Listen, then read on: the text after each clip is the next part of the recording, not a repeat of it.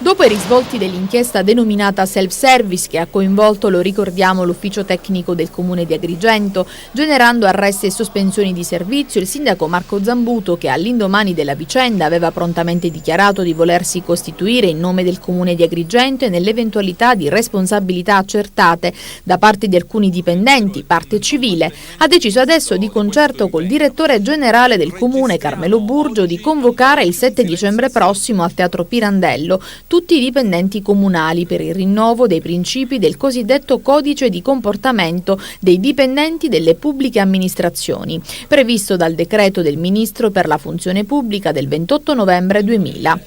Secondo tale codice comportamentale, i dipendenti pubblici sono tenuti ad osservare e ricordare in ogni momento dello svolgimento della propria attività lavorativa precise regole di comportamento e disciplina. Per l'occasione sarà anche distribuito il formale atto di rinnovo all'impegno affinché ciascuno di loro possa sottoscriverlo.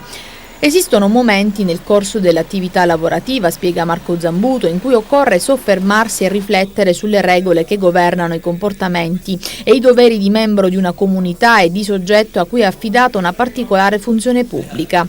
Secondo il sindaco Zambuto, osservare questo codice deontologico è essenziale per garantire la fiducia dei cittadini verso le istituzioni con le quali interagiamo.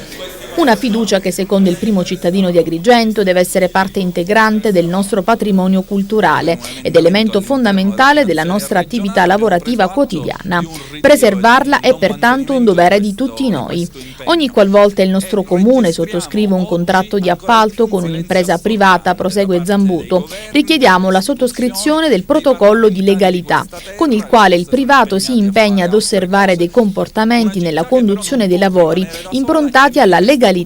E così abbiamo pensato di chiedere un formale atto di rinnovo delle regole di comportamento chiare e trasparenti per combattere la corruzione ai circa 670 dipendenti comunali, compresi 220 a tempo determinato.